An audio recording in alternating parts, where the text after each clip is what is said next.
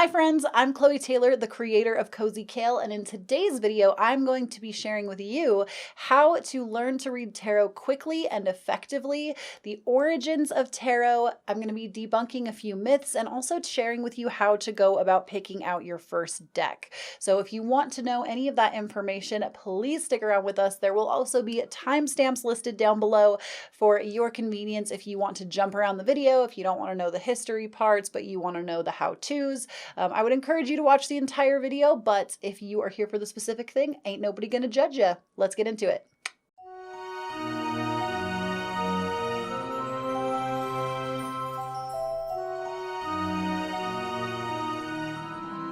So what the heck is tarot? Today, I'm specifically going to be talking more about Rider-Waite tarot. There are a couple of decks. There's like Thoth tarot and Oracle decks, but today we're going to focus majorly on Rider-Waite because that is how I learned. It's how a lot of people learn tarot. So we'll get into that in a little bit more about this. But first and foremost, what is tarot? Tarot is a deck of cards that anyone can use to divine their future, to connect with their subconscious, to connect with their spirit guides, to connect with themselves, and to also divine for other people. The Rider-Waite tarot, which is a lot of people's traditional decks, is a deck of 78 cards with 22 major arcana and 56 minor arcana. The minor arcana is split up into 4 different suits, much like a playing card deck. You can actually read tarot with playing cards, you just won't have the major arcana. The major arcana, the 22 cards, is more of archetype cards. They are more significant. Minor arcana is split up into 4 different suits, which are wands, swords, pentacles, and cups, and they all correspond to different aspects of life. Let's talk a little bit about where tarot originated from. To our understanding, it is still a little bit foggy, but we actually have the history to back up the fact that tarot came from as early as the 1400s and originated in Italy as a playing card game.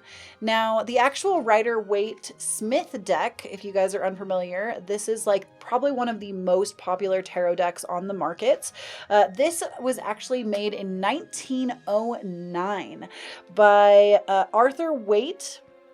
Actually commissioned Pamela Colman Smith to do the art on these cards. And I always try my best to remember to call this the Rider-Waite Smith deck and not just Rider-Waite, because Pamela Colman Smith was actually the artist who did all of the artwork. And as history would have it, women are often not given the credit that they deserve. So please, I encourage you, if you have a Rider-Waite Smith deck, refer to it as the Rider-Waite Smith deck. Pamela Colman Smith and Arthur Waite were both members of the Golden Dawn, and they wanted these cards to be able to divine them without descriptions. They wanted to be able to use these to divine and just be able to like look at the images. That's why the imagery on these cards is so specific and there is so much going on in every single card, is because they were actually meant to be divined with the intuition and with just knowing certain symbols, not actually having the booklet descriptions that we have today. So does tarot actually work?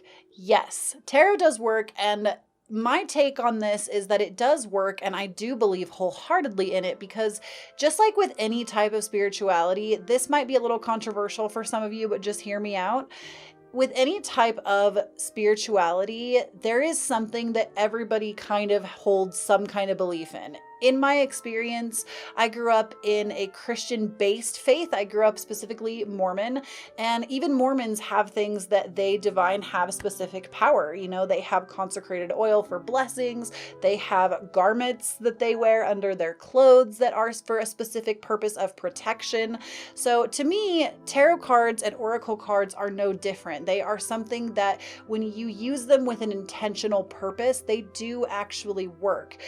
You actually give them the divine meaning. And on top of that, even if you're somebody who isn't as into the spirituality and kind of like outer realms, things like that, spirit guides, things like that, they also can be a really great source of connecting with your own subconscious mind, because even if you're divining and you're seeing what you want to see in the cards, it also is helpful to you because it can help you unlock parts of your subconscious that you can't normally access with your conscious mind. So how do they work in terms of like, what the heck, it's just a deck of cards, what are you talking about? So in order to use them, if you're somebody who is completely unfamiliar with tarot, you would shuffle the deck, maybe with an intention. Let's say that you want to know, how is my day gonna go? I'll do this with you live on camera. Say, how is my day gonna go today? So I'm gonna shuffle and then I'm gonna pull 3 cards, I've decided. So I'm kind of holding that intention in my mind. And I also already know all the meanings to these cards, which we'll get into in a little bit. I'm going to flip out my 3 cards. Wow, today is an amazing day for me. And I would agree. I have the 9 of Cups, the 10 of Cups, and the 3 of Pentacles. So to me, what this really means is, first and foremost, I am manifesting my future right now. I am literally manifesting into my 10 of Cups. This is part of my divine path that I have been working towards for a really long time. Not to go too heavily into it because this is not the most important part of this video, but I have been working towards changing my career for probably close to 18 months now. And I finally feel like I have the drive to accomplish something that I've never done and like actually put the work into coming out into a new prospect for my life. And a big part of it is this channel. So I do feel like I'm currently manifesting that reality. The 9 of Cups to me is like a wish granted. It is a manifestation card. So I may even also see a wish of mine granted today. With the 10 of Cups, to me, this is like having it all. This is having the happy family, the happy home, feeling emotionally supported, having connection with family. So this honestly is something that I'm always working towards. My biggest manifestation right now is moving to this place that I've had my eyes on for over a year.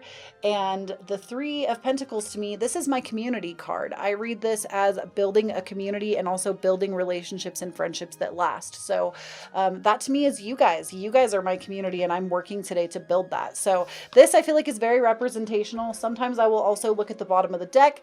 I am literally going to start crying. The Star card is the card to me that I am very attached to in my current situation because it really speaks to destiny of the person and being in alignment with your destiny. So good gracious, today was like a really powerful reading. I'm so glad I caught that on camera. So that is a way that you could really easily use them just to kind of start integrating them into your daily life. So if you're somebody that doesn't understand tarot at all, I hope that kind of gave you like that's really what you do with it. And because I know the meanings behind these cards, I'm able to connect the dots with them and make sense of them.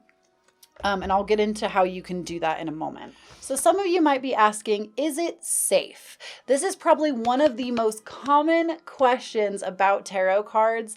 And sadly, in like the earlier times of tarot, I think a lot of people kind of demonized it. You guys hear me talk about this all the time on my channel, that when the rise of Christianity happened, there was a lot of things that were used previously to assist people, and they got very demonized with the rise of Christianity. And honestly, I'm not going to lie, I feel like to a degree, I kind of have a chip on my shoulder about Christianity because of that. So I hope I never leave any of my like Christian followers with a bad taste in their mouth. That's never what I want to do. I believe that everybody has their own divine spiritual path, and if it makes you the best version of yourself that you can be, then it is the right path for you. But with the rise of Christianity, things like tarot cards got sort of demonized to people, that they were witchcraft and witchcraft was so bad. In reality, they were used by a lot of people to actually help guide people on their path, connect them to their subconscious, connect them to the spirit realm. And I need people to really hone it in and listen to what I'm about to say. Hear me, okay? We're here for the tea on this channel sometimes. I'm going to give you the tea. If you are someone that thinks tarot cards are evil, either stay on my channel and educate yourself or leave. I do not have patience for this kind of attitude. I just don't. Maybe this is like my arrogance coming out right now and my ego coming out, but I do not have patience for this kind of attitude, mostly because literally, that's like saying the Bible is evil. It's a book. Like, they're cards. Recognize that if you've ever had a bad experience with a spiritual tool, you brought that in. It has nothing to do with the actual energy of the cards. It has so much more to do with the energy you put into them. So I say this all the time on my channel, that if you bring fear into a situation, that's the experience you're going to have. If you bring fear into tarot cards, if you bring fear into like mirror scrying or any kind of like divining tool, if you bring fear into it, fear is what you're going to get back. If you bring anger into it, if you bring disbelief into it, whatever it might be, that's the experience you're going to have. And this works in terms of energy, period. On like all elements of spirituality and magic practice and whatever it might be, that to me is the truth across the board. The experience that you bring into it is the experience you're going to get out of it. If you're hopeful, if you're open, if you're willing, I feel like you are going to have a much better experience. However, in my experience, I have never had an experience with tarot cards. They are something that I have dabbled in since I was about 15 years old. I didn't get really heavily invested until probably like my mid-20s / early 20s, but I've kind of dabbled around with them since I was an early teenager. And I have never once had an experience with a tarot card. I don't know anybody that has ever had an experience, so it is safe. You have nothing to worry about. The only thing that you have to be afraid of is the own fear that you have put in your mind about it, or the fear that somebody else has given you. So now that you know that it's safe, maybe you want to know if you can read. Yes, everybody actually has the capacity to read tarot cards. This is not something that is only made for psychics or for oracles. Everybody has the power to read for themselves. It's just about how much time you actually want to spend learning and understanding, and if it's something that you really want.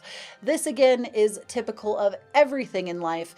If it's something that you really want to make time for and something that you really enjoy and want to know more about, you will make the time for it. If you don't, then maybe don't. Consider coming to other people. Book a reading with me, book a reading with another person that reads, book a reading with a psychic, whatever you choose to want to do. But everybody has the ability to read tarot cards. It's not something that is special just for individualized people. I will say there are definitely people that are better at it than others, but I don't think that that means that everybody can't hone their skill and understand their intuition more. It's like a muscle. It's like working out a muscle. It's something that is going to take repetition and continuous understanding and continuous learning. Even myself, where I am now, I consider myself to be a pretty proficient tarot reader, but I think I still always have things that I can be learning even now, even how many years in that I'm in. So now you might be curious about how to choose a deck. I have so many decks. I read tarot professionally, so these are not all of my decks. I have an entire drawer full of decks. You might be asking how to choose a deck. So there are a couple of ways to go about this. You can choose to go with a Rider-Waite-Smith deck, which is actually what I would recommend to people that really want to take tarot seriously. Like if you're someone that like, you want to learn the ins and the outs of tarot, you want to read for other people, you want to read really proficiently, you are ready to like go to tarot school, get a Rider-Waite-Smith deck. It's also just a good deck to have in your repertoire, period. Just because to me, these are like what a lot of the tarot card decks are based off of, are the images of the Rider-Waite-Smith deck. So there are so many different art styles, but a lot of them just are based off of these original tableaus or original images. So it's best to me to go back to the originator. However, if you're someone that honestly, you can still have that much passion and not reach for a Rider-Waite-Smith deck. You can reach for any deck that strikes your fancy. This is why I say there's two ways to go about it, because it's also a really great thing to choose a deck with your own intuition. Look at the decks, see what actually calls to you, because if you go with what calls to you, you're going to be so much more inclined. And let me give you an example of this. When I started reading tarot, I bought a deck that one of my husband's ex-friends had, and she read for me and I loved the reading, and I asked where she got the deck. She told me she got it at Barnes & Noble. So that next week I went out and bought the same deck. this was when I was around age 15, 16, and I was never really that connected to that deck. I would use it periodically, but it wasn't something that I reached for consistently, mostly because they were really hard to understand. They didn't have a lot of the original imagery on them.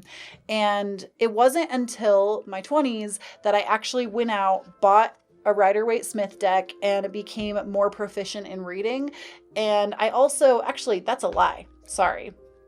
It wasn't until I actually went out of my way to choose a deck that was intuitively matched for me. My very first deck that I really learned with actually was not a Rider-Waite-Smith deck.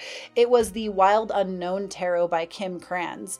And that deck was where I actually learned how to read tarot, to me, way more proficiently. I understood more of the tableaus, and then I moved into Rider-Waite-Smith after that. So you can kind of go either way. I feel like both ways of learning have their advantages. Maybe you start with an intuitive deck and then decide you want to go more with a traditional style. Either way is going to be fantastic. So now I think for probably the most important part, how do you actually read tarot, and how do you learn it effectively, simply, and quickly? So I'm going to just tell you exactly how I learned. This method might work for you if you are somebody who is very meticulous. If you're not, and you're not really into learning the ins and the outs, this may not work for you.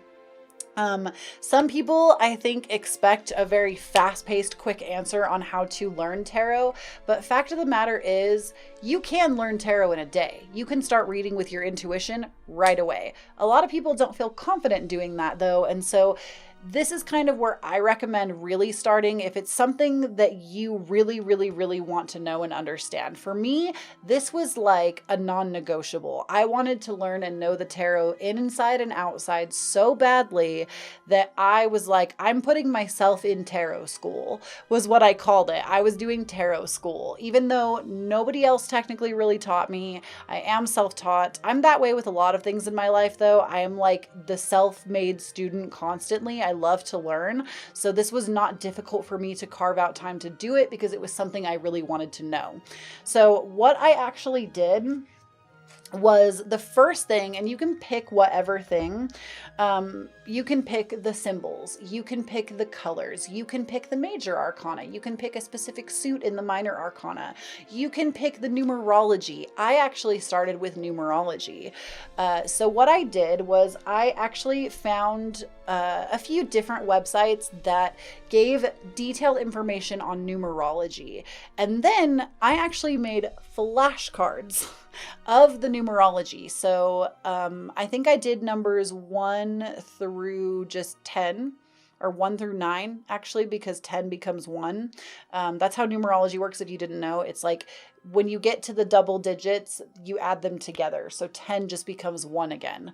So I basically started with numerology, and I made numerology flashcards, and I would go through those numerology flashcards every single night. And then once I understood and had those completely memorized, because the thing is, the cards have numbers. So the numbers are specific. So even each suit of cards, each suit in the tarot, which there are 4 suits again, each suit is numbered 1 through 10. And then there are court cards. So there's a page, a knight, a king, and a queen for each one. So I learned the numerology of 1 through 10 first, and each one represents, like, the 10 is completion. In every single suit, it's completion. The 3 references the Holy Trinity. It also represents groups of ideas. It represents outcomes. And you also, like, it's kind of learning all these little facets to tell a grander story. So I taught myself numerology first, and then I started adding to that. So then I made flashcards on the court cards and added those in every single night. And I just kept like repetition, repetition, repetition, repetition until I felt like I actually had understanding. And you can also add in flashcards for the different suits. So the suit of wands represents the element of fire. It represents creativity. The cup cards represent intuition, your emotions. The pentacles represent earthly possessions, financial abundance, material goods. And one of my swords represent your mental intellect, the element of air, and conflict a lot of the time. So I just kept adding in little tidbits into my flashcards. And eventually I got to a point where I started using the cards. So I would go over these flashcards. Let's take this one off the top. This is the Eight of Pentacles. So I would look at this Eight of Pentacles and say, okay, I know that the pentacles correspond to earth. So this has to do with my earthly possessions, right? The 8, numerology 8 has to do with, gosh, I don't even know if I can recall it right now. Like, I know what the 8 of Pentacles symbolizes, but like, I kind of just learned all the little individual facets. I know it's like hard work. It has a lot to do with like all work is good work, hard work, learning more and more into mastery. And it's just like you slowly start to build pictures. And I got to a point where I was just using these as flashcards. Like I would look at the actual tableau images and I would start flashcarding the tarot cards. So, and rest assured that every single image has symbolism to them. So like, let's see, for instance, let's take the Strength card, okay? This is part of the major arcana, the Strength card. The Strength card has this major yellow background. Yellow corresponds to the solar plexus chakra. This corresponds to personal power. So when you start to learn all the little tidbits, they start to add up to the big picture. And that was really where I started. And that might sound way too freaking complicated for some of you. You're like, dude, I don't have time to be learning all the intricacies, all the symbols. And like I said, if that's not really your angle, you don't have to go that way. The other option you have, which to me isn't going to be as intricate or as detailed, you can look at the guidebook. Usually decks of tarot cards come with little guidebooks. For instance, this is an oracle set, but Moonology. If you take the cards out of this, there is a little booklet in there that tells you what each of these cards represents, right? So you can actually every single day just put this deck like on your nightstand or something, draw a new card every day and look up the meaning and really try to focus on that card throughout the day. That is how you will a little bit more slowly start to recognize. To me, it's not as effective because you're not learning how the cards connect to each other as well. I feel like when you really start to slowly incorporate and teach yourself the symbolism, you can start to see how these cards really connect. Like if you look at these three cards, in terms of symbolism, we have the Lovers, we have Justice, and Strength. Do you notice that all of these cards have major yellow in them? So you can start to pick up on the symbolisms in how they connect. And I'm also going to say this, and I don't know if a lot of people are going to agree with this, but I also have major Gemini energy in my chart, and I feel like Geminis in particular are very gifted storytellers. We are like the sages of the world.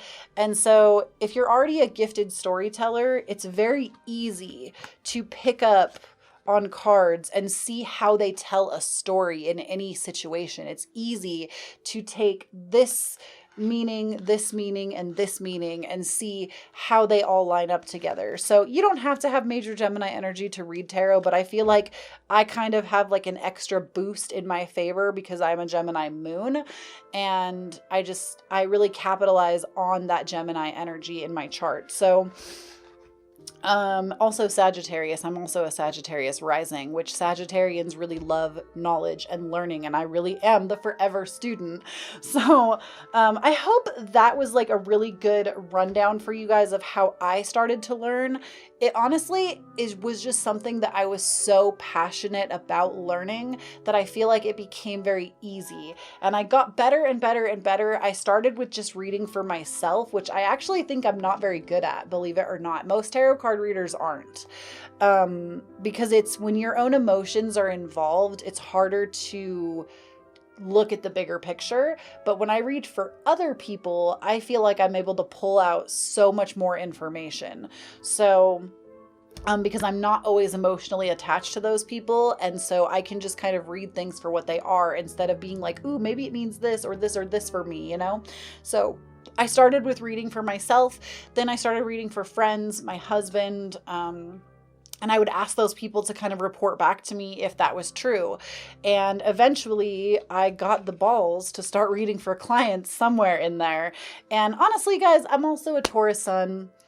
Taurus is always going to go the long haul and go the distance. And so I feel like I do feel like birth charts play a role in your ability to aggressively pursue certain things. And I think I also just did a video on Mars signs for you guys, so you can actually look up how aggressively you will pursue something there. But I think I kind of answered all of the questions I intended to in this video. I know it was kind of all over the place and probably really long-winded, but if there's any questions I didn't answer for you guys, please leave them in the comment section down below. I can either do a part 2 to this video, or we can just have conversations down in the comments. So please let me know if that's something you guys want to see from me, or if you have questions, you know, I will try my best to answer them. So thank you guys so very much for watching. Please don't forget to follow me on Instagram and Twitter. I'm at Cozy Kale. Please also don't forget to check out both of my podcasts, Cozy Cast, which is active currently, and it's just a lot of self-help and spirituality on my part. And then the secondary podcast will be returning, making its grand re-debut, Twin Flames podcast. It is a podcast that I run with my IRL twin flame. She is amazing. She is incredible. She brings the psychological perspective, as she is in her master's program for psychology. I bring the spiritual aspect. We both enjoy both concepts. So it's really awesome to kind of bridge the gap between logic and spirituality. So definitely come and join us there. We have so much fun on that podcast. And if you would like to book me for a personal tarot reading, information is down below. And I will see you guys in a future video. Bye. Well, it would probably help if I actually had the notebook that I need with all my notes, huh? Let's do a take 2 on that. Okay, one more time. Take 2 times the charm. What was my next point?